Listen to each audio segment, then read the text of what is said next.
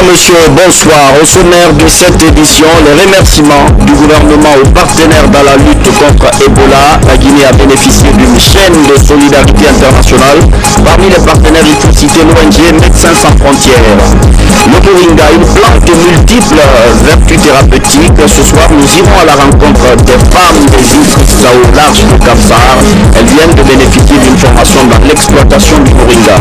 Sport, et cette belle affaire pour le FC Séquence, le club de Dixine occupe désormais la deuxième place du championnat guinéen de football Ligue 1, ceci grâce à une courte victoire contre le FC Satellite. Voilà pour le titre.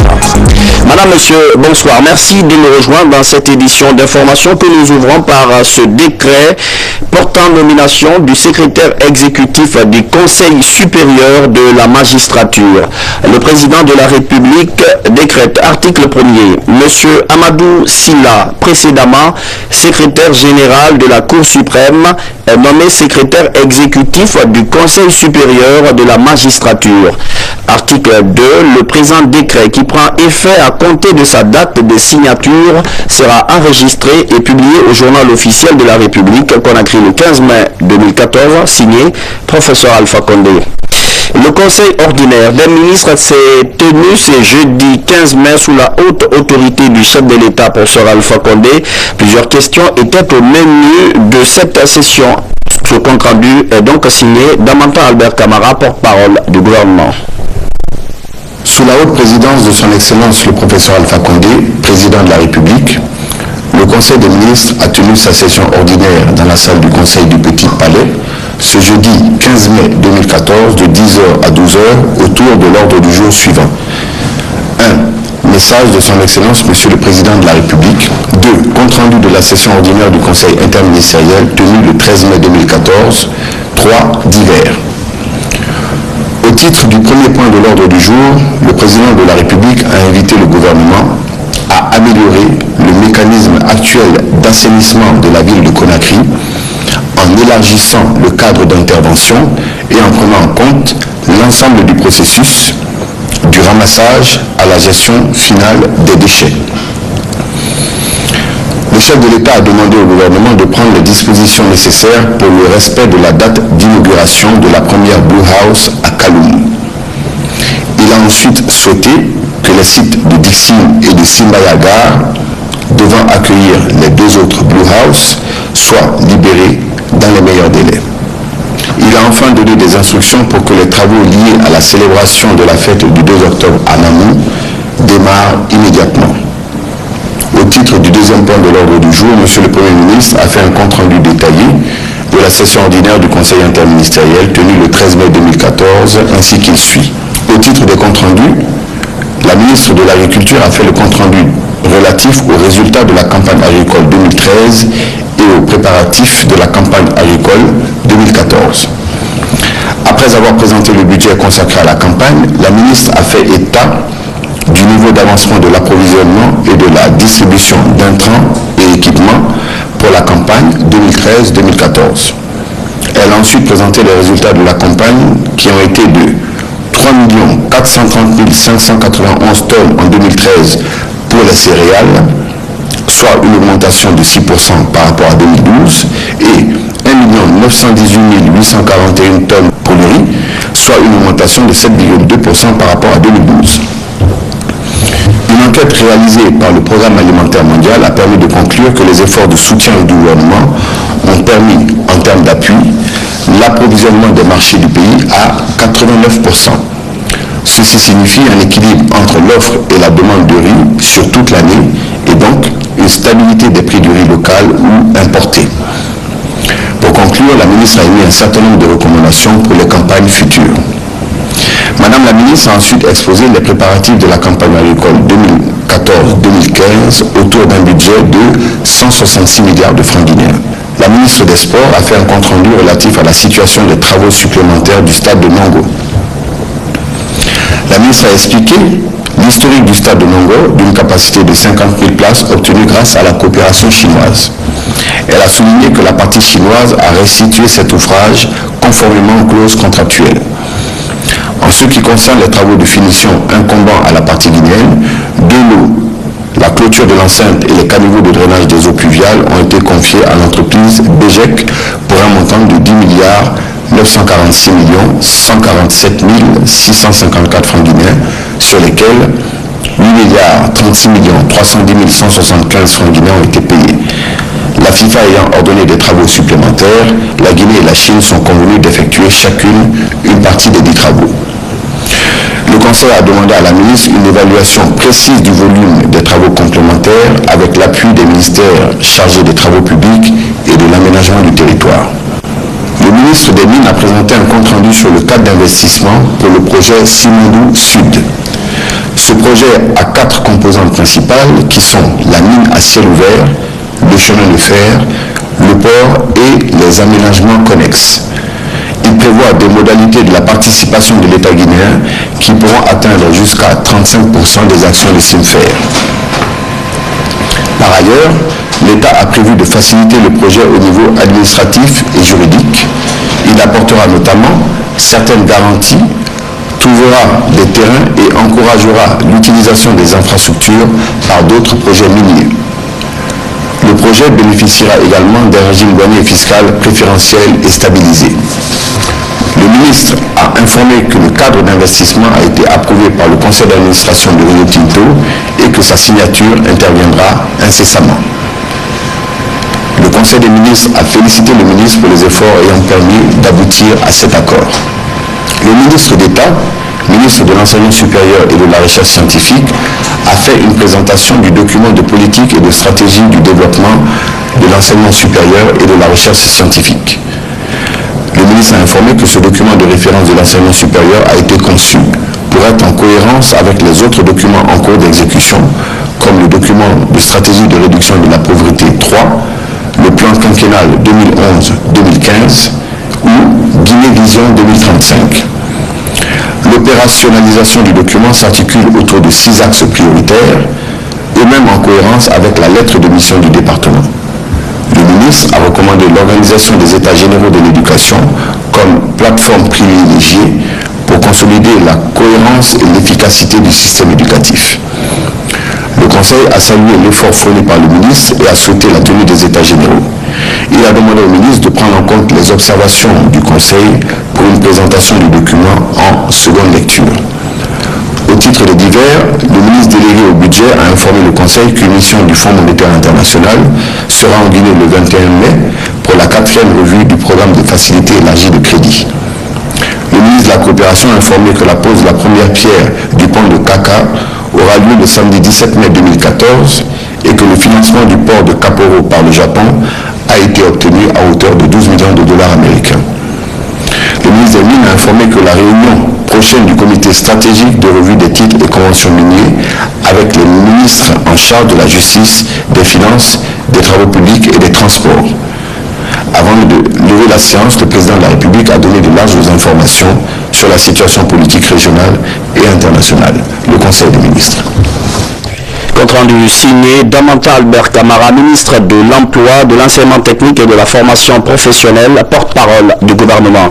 Un accord de don de l'EMVS à la Guinée. L'EMVS, c'est l'Organisation pour la mise en valeur du fleuve Sénégal. Le don porte sur plus de 28 millions de dollars. L'accord a été voté hier à l'hémicycle pour assurer, entre autres, l'aménagement de terres agricoles dans 5 préfectures du pays. François Lama. Le point concernant l'examen de la proposition de texte de loi portant un règlement intérieur a été reporté à la demande des 3 groupes parlementaires pour des questions de consensus sur le contenu du projet à examiner.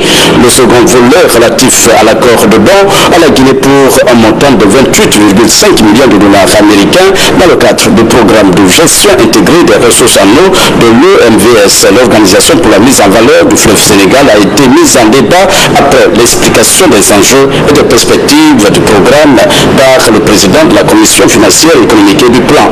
L'examen de cet accord a soulevé des interrogations. Dans le futur, il faudrait que cette assemblée soit mise au courant de l'utilisation du HCF. C'est résumé. Et comment engager le parti? Nous apprécions la proposition de la Commission des finances, à savoir que la Guinée doit avoir beaucoup plus d'ambition désormais. Dans ce projet, ce que je déplore, il y a un volet consacré à la restauration des berges. Nous avons besoin aussi pour le fond, ce que ça met dans l'accord subsidiaire. Notre souhait essentiel, c'est que le ministre chargé des différents secteurs soit présent pour discuter avec l'Assemblée nationale, sinon on n'a pas raison d'être ici. Le président de l'Assemblée nationale a réagi. Et je voulais vous informer que Rémi la politique du nouveau commissaire à l'OM a dit écouter l'élection d'un nom. Peut-être un personne va mondial dans le pays de 23.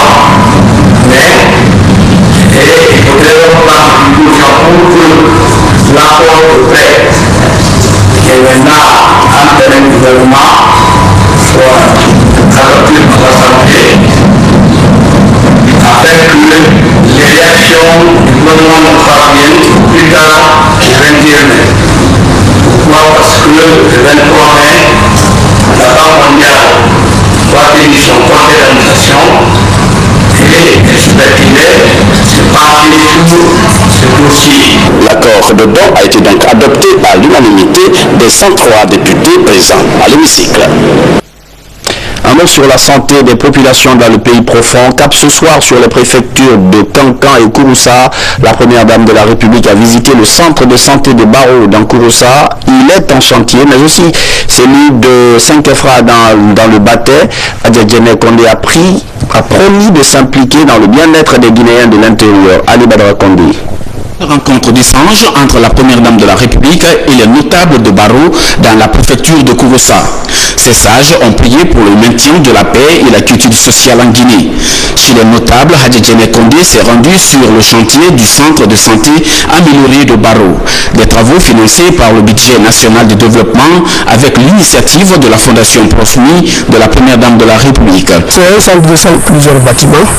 Il y a la morgue, il y a l'hospitalisation, il y a la consultation, il y a plateau technique, il y a la morgue, il y a le logement du directeur général, il y a un bâtiment encore, l'incinérateur. Le délai d'exécution, c'est un an.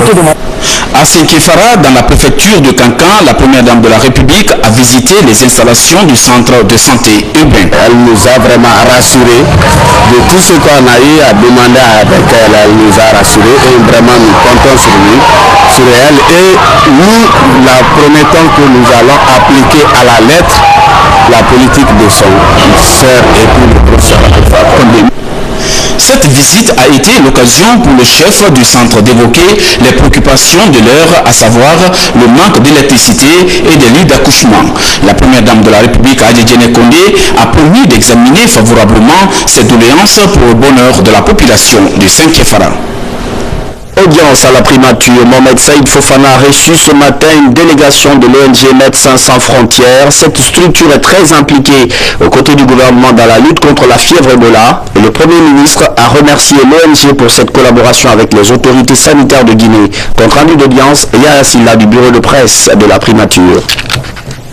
La fièvre hémorragique à virus Ebola est en phase d'être vaincue en Guinée. Cette ONG française a été reçue ce matin par le Premier ministre, chef du gouvernement, en vue de lui signifier la gratitude du peuple de Guinée.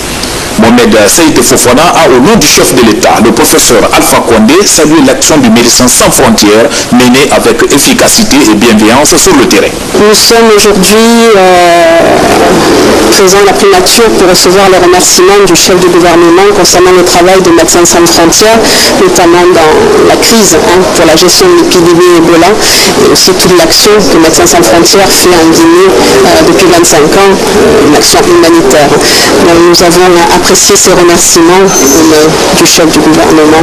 La gestion de l'épidémie Ebola continue, elle n'est pas terminée car il y a encore des nouveaux cas, notamment sur Kékédou. Et tant qu'il y a des cas, nous devons rester vigilants. Médecins sans frontières agit en partenariat avec le ministère de la Santé qui donne un appui considérable et nous devons rester vigilants.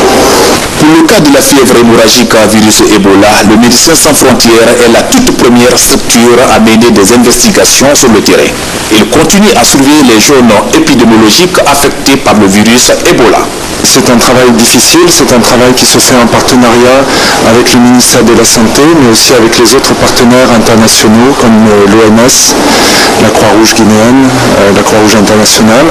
Mais voilà, c'est important de pouvoir faire face à la maladie et de pouvoir prendre en charge les patients atteints de Ebola afin de les aider et qu'ils puissent sortir guéris de nos centres de traitement. Le dernier malade de la fièvre hémorragique Ebola est sorti de l'hôpital mardi.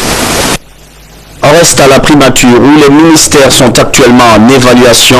Quel département a fait quoi pendant ces 3 derniers mois? Les fameux 100 jours de l'administration Saïd Fofana sont en train d'être passés au crible par un comité d'évaluation.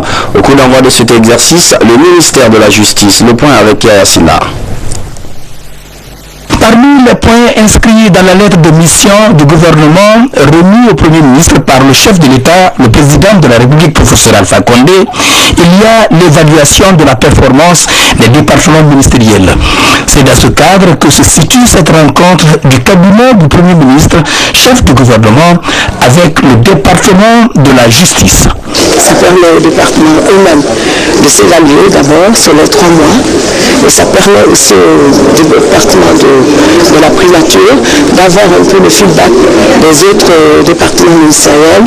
Nous sommes en relation avec le cadre de la présidence de DLSP qui font le travail avec le cadre et le conseil de la primature, tout juste pour permettre de répondre aux exigences de bonne gouvernance demandées par M. le Président de la République et son Excellence M. le Premier chef du gouvernement. Le ministère de la Justice, devant la commission d'évaluation et suivi de la primature, a présenté 24 activités en termes d'objectifs pour l'année 2014. Le tableau qui illustre ces activités a été passé au protagonifiant par la commission. Des remarques et suggestions ont été apportées. Ces activités nous permettent ici de voir quels sont les actes qui sont effectivement posés par les différents départements ministériels et quelles sont les difficultés auxquelles ils sont confrontés et quels sont les points sur lesquels on peut les encourager et afin qu'on puisse mettre en place la politique du président de la République. Pour la journée de ce jeudi, outre le ministère de la Justice, les départements de l'enseignement préuniversitaire et ceux des travaux publics et des Guinéens de l'étranger ont été évalués. Il y a un peu plus de 3 mois que le chef de l'État a fait mettre en place un gouvernement dit de mission. Chacun des ministres de la République a reçu une lettre de mission et du coup un canevas de travail. Ce soir, dans notre rubrique spéciale que nous avons créée ici au sein de la rédaction, on devait recevoir le ministre de la Jeunesse, mais c'est reporté.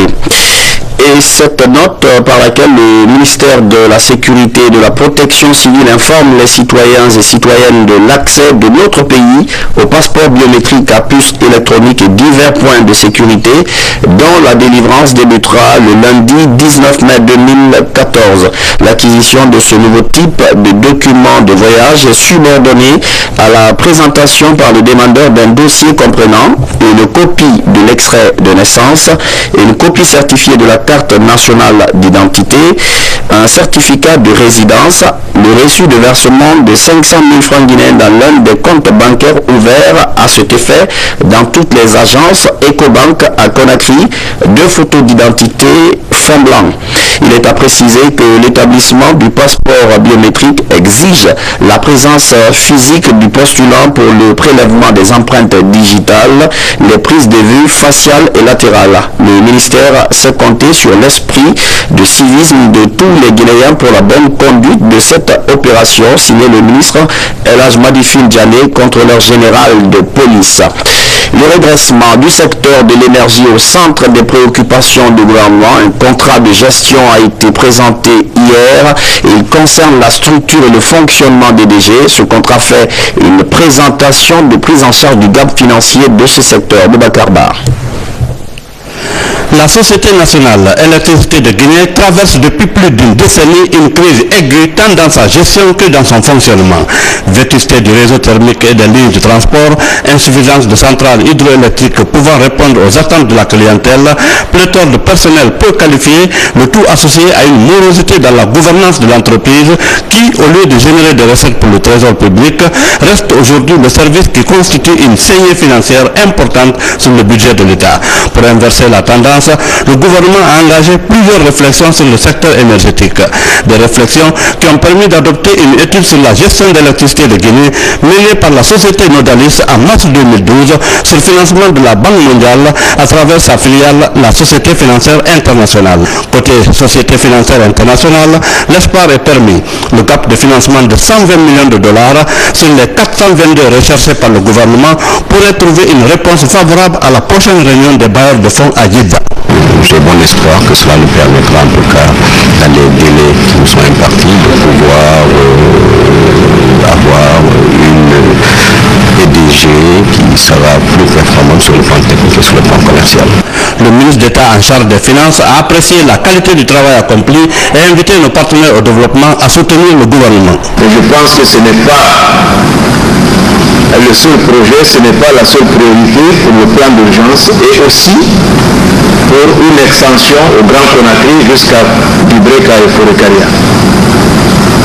Donc, il faudrait que nos partenaires au développement, qui ont déjà commencé à nous accompagner, puissent mesurer à sa juste valeur la problématique du financement du bouclage du gaz. Le gouvernement fonde beaucoup d'espoir sur ce programme de redressement de l'EDG et apprécie hautement le soutien des bailleurs de fonds à ce programme. Sur les 23 sociétés de gestion consultées dans le monde, 8 ont répondu favorablement pour participer à l'appel d'offres lié au contrat de gestion d'EDG qui devrait démarrer octobre 2014 selon un calendrier qui s'étendra sur 4 ans. Et donc, pour parler des DDG, je reçois Dr Laye Kouyaté, chargé de communication d'électricité de Guinée. Docteur, bonsoir. Bonsoir. Alors, aujourd'hui, il y a beaucoup d'efforts qui ont été faits. Vous avez suivi dans ce reportage tout à l'heure toutes les annonces qu'on est en train de faire côté EDG. Quel constat vous faites de la fourniture du courant électrique? Je vous remercie, M. Alia. Je pense que du jour d'aujourd'hui, la desserte s'est améliorée dans la ville de Conakry et à l'intérieur du pays, bref, le système interconnecté, grâce à la volonté du chef de l'État qui, en 2010, quand il venait au pouvoir, l'EDG n'avait pas 100 MW. Du jour d'aujourd'hui, et nous avons procédé à la réhabilitation de plusieurs équipements au niveau de l'EDG. Aujourd'hui, nous sommes en train de réhabiliter les réseaux de Conakry, et plus particulièrement à Ratoma, Matoto et à Kaloum. Et nous sommes en train de réhabiliter beaucoup d'autres équipements auxiliaires qui nous permettent aujourd'hui de donner une forte amélioration en matière d'électricité. Et je salue là, le constat pour moi est globalement positif parce que le président, quand il est arrivé et il a reçu les cadres de EDG à Sectoria, il était question de faire un diagnostic. Après ce diagnostic, il a pris les bœufs par les cornes. Directement, il a engagé non seulement la construction du projet Caleta qui fait 240 MW et l'adjonction thermique de 100 MW. C'est la première fois depuis que notre pays a connu son indépendance qu'un pouvoir vient et à la fois, d'un coup, il engage une puissance de plus de 340 MW. C'est vrai quand même qu'il a hérité d'un état électrique défaillant. Il a mis la main à la poche, il a fait venir des partenaires. Aujourd'hui encore, on a beaucoup de zones qui ont besoin de... Oui, vous savez, les travaux en matière d'électricité sont très lents. Aucun équipement ne se fabrique en Guinée, tout se fabrique à l'extérieur. Ça prend assez de temps. Aujourd'hui, ce que je sais, EDG est devenu aujourd'hui un grand chantier grâce à la volonté affichée du chef de l'État, je le dis sans démagogie. Et aujourd'hui, je suis l'homme le mieux placé de le dire et de le confirmer. Parce que je vois ce que ça doit arriver. Ça prend assez de temps, pour l'instant ça a pris un peu plus de 3 ans. Oui, les travaux en matière d'électricité, Caleta par exemple, la construction de Caleta, c'est pour 4 ans. Et au-delà de Caleta, le président a l'ambition d'engager la construction même de microcentrales. Et les études sont terminées. Ça a été confié à une entreprise Tractebel. Et bientôt nous allons démarrer ces travaux.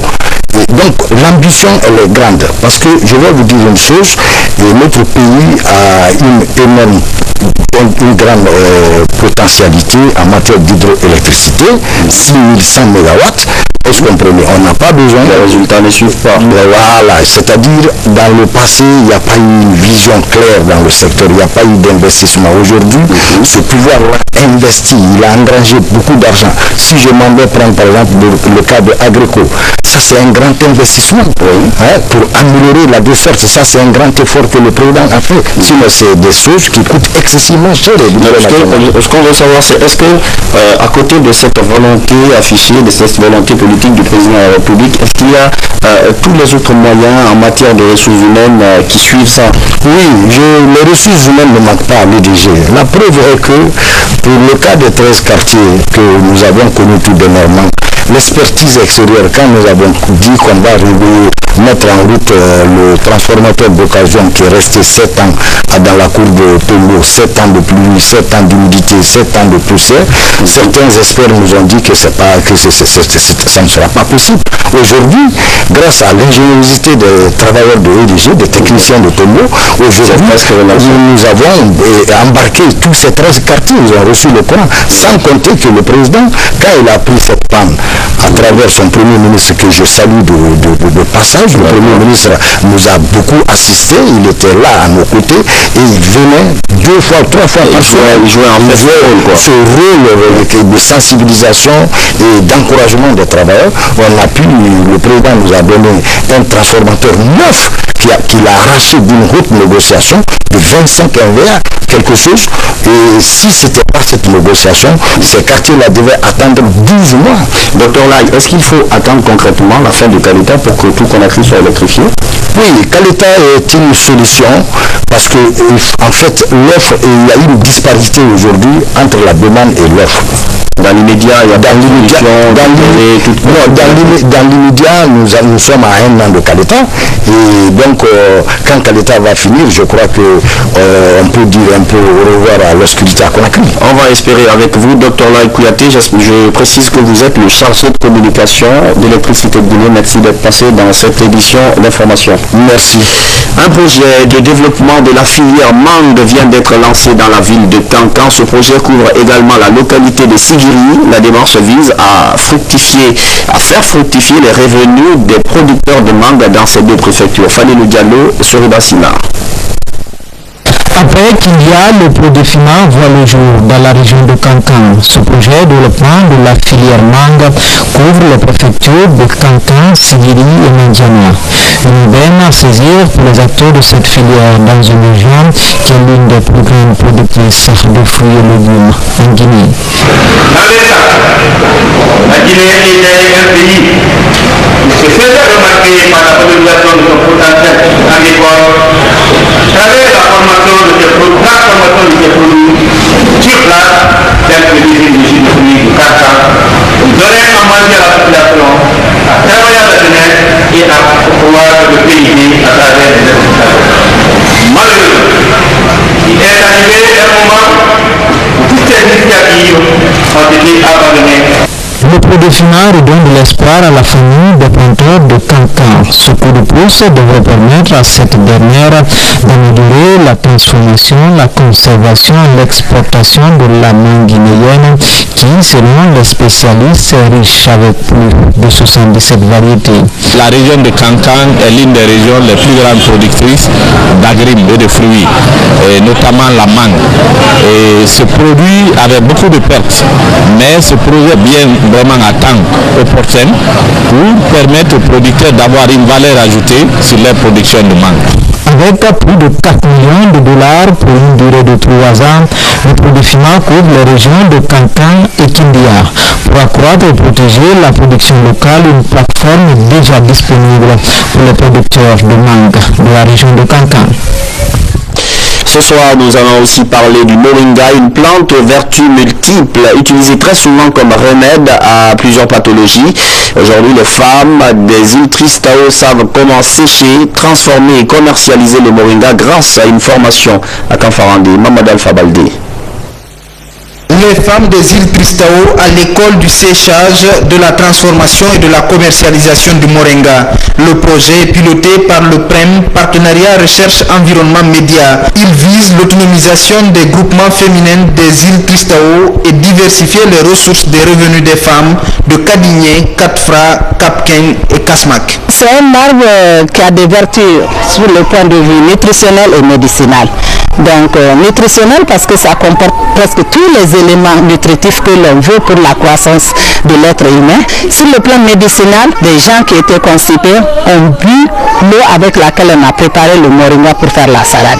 Donc ça traite le diabète, ça traite la constipation, ça traite l'hémorroïde, ça traite environ 300 maladies selon les chercheurs. Le moringa est une plante médicinale par excellence. Ses vertus thérapeutiques sont nombreuses.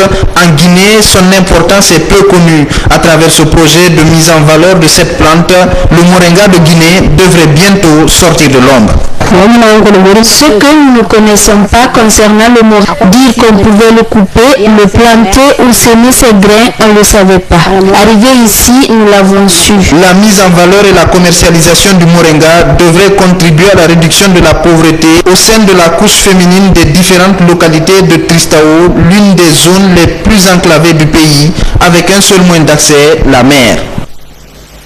Nous rappelons cette note par laquelle le ministère de la Sécurité et de la Protection civile informe les citoyens et citoyennes de l'accès de notre pays au passeport biométrique à puce électronique et divers points de sécurité dont la délivrance débutera le lundi 19 mai 2014. L'acquisition de ce nouveau type de document de voyage est subordonnée à la présentation par le demandeur d'un dossier comprenant une copie de l'extrait de naissance, une copie certifiée de la carte nationale d'identité, un certificat de résidence, le reçu de versement de 500 000 francs guinéens dans l'un des comptes bancaires ouverts à cet effet dans toutes les agences Ecobank à Conakry, 2 photos d'identité fond blanc. Il est à préciser que l'établissement du passeport biométrique exige la présence physique du postulant pour le prélèvement des empreintes digitales et les prises de vue faciales et latérales. Le ministère sait compter sur l'esprit de civisme de tous les Guinéens pour la bonne conduite de cette opération. Bientôt, la reconstitution des chaires pédagogiques des professeurs de rang magistral sortent d'une rencontre à cet effet. Il recommande entre autres solutions la rédaction de cours par des enseignants de haut niveau. Tout cela pour qualifier l'enseignement supérieur. Explication Francis Collier. Le processus pour la qualification du système éducatif guinéen fait du chemin. Les idées et les approches se consolident en faveur d'une formation de qualité. La première conférence des professeurs de rang magistral travaille pour que les cours enseignés dans les universités soient élaborés par des chaires pédagogiques. Une démarche qui vise la reconstitution et la dynamisation de la pyramide académique. Il est aussi inscrit dans l'ordre du jour la mise en place de chaires pédagogiques chargées de rédiger des cours labellisés, des cours certifiés par la conférence, de façon à ce que quand un cours est dispensé dans nos institutions, que ce soit un cours reconnu par des professeurs de rang magistral. Dans cette dynamique, l'élite intellectuelle de la diaspora guinéenne devrait jouer sa partition. Un combat pour la qualification du système LMD soutenu par l'Institut supérieur de formation à distance. L'espace numérique universitaire scolaire implanté au sein de l'Institut supérieur de formation à distance va jouer un rôle important dans l'accompagnement du développement des contenus et surtout de la mise en forme et de la mise sur support numérique des résultats du travail des pédagogues qui viennent des universités. L'institutionnalisation de cette conférence des professeurs de rang magistral pour l'animation des chaires pédagogiques permettra le respect des grades académiques reconnus au niveau international. Nous sommes dans la semaine de présentation de mémoire pour la toute première promotion médecine de l'université Kofi Annan. Aujourd'hui, notre reporter Mamadou Alpha Baldé s'est intéressé à l'étudiante Malou Camara. Elle a travaillé sur ce qu'on appelle le syndrome néphrotique, une maladie rénale. Suivez. C'est un des moments les plus importants dans sa vie. Devant un jury composé de grands médecins guinéens, Balou Camara, étudiante en médecine, défend sa thèse de mémoire en syndrome néphrotique. Pour en arriver là, il lui a fallu 7 ans d'études supérieures à l'université Kofi Annan de Guinée. Après l'exposé, le jury délibère. Il valide la soutenance. La jeune étudiante est élevée au grade de docteur avec mention honorable. Le syndrome néphrotique rénal qui est très souvent fréquent chez les enfants, qui se manifeste de plusieurs manières, surtout les signes biologiques. Surtout. Je suis très contente, c'est un sentiment de joie, je suis très émue. La Guinée abrite de bons centres de formation en médecine. Des étudiants viennent de toute l'Afrique pour y étudier. Malgré les moyens de bord parfois limités, les étudiants arrivent à accomplir des travaux scientifiques appréciables. Je suis heureux de voir le lauréat sortir maintenant avec une bonne note de satisfaction sur la présentation et sur les normes à rédaction scientifique que nous enseignons souvent dans les écoles. Il manque encore dans nos CHU des assistants pour pouvoir encadrer également des équipements pour faire quelques explorations et aller dans les détails pour le diagnostic et la prise en charge des affections que nous prenons en charge actuellement dans notre pays. Durant toute la semaine, plusieurs étudiants de cette première promotion en médecine de l'université Kofi Annan devront soutenir sur plusieurs thèses.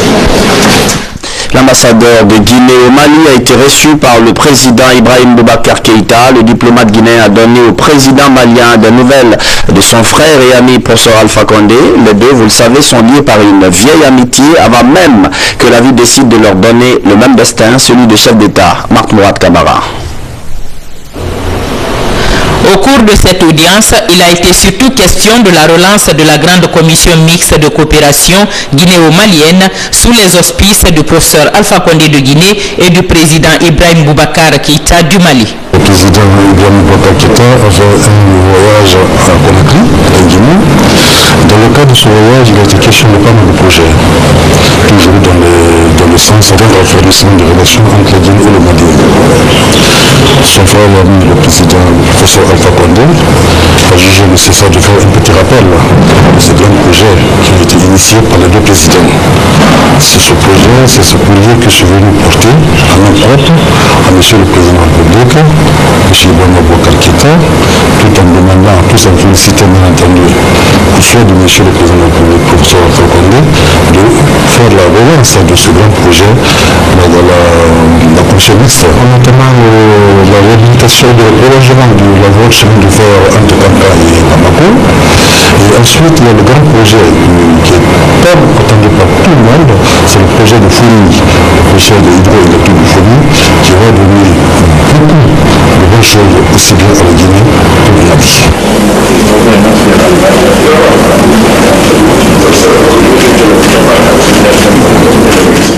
Sport et la 14e journée du championnat guinéen de football Ligue 1. Un grand match pauvre en but mais très animé. La victoire de Batena Fadji 1-0 face au FC Soumba. Hier déjà, le FC Séquence est remonté à la 2e place du classement grâce à sa victoire, le minimum syndical 1-0 devant Satellite. But et réaction d'après-match compilé par Rachel Tedoulon. De ces deux équipes. Attention! Et c'est le but! L'ouverture du score de ce numéro 19. On a gagné un match vers la fin. J'ai changé un peu mon stratagème vers la fin. Soit je prends le but ou je marque le but. Donc vous êtes à payer et le travail à payer. Vraiment, je remercie tout le staff et je remercie vraiment les frères parce qu'ils ont vraiment oublié le maillot pour ce soir. C'est le football. Le football a une réalité, c'est quoi? C'est que quand tu as des occasions que tu ne marques pas, tu moins d'erreurs, tu le payes cash. Nous avons payé cash. C'est à moi de remonter le groupe, de remotiver les enfants, de se remettre au travail. c'est pas facile. On n'espérait pas perdre ce match comme ça. Et à la dernière minute, vraiment c'est difficile. Ederson pour Kamara Ibrahima. C'est la fin de cette édition d'information. Merci de votre fidélité à la télévision nationale. Bonsoir.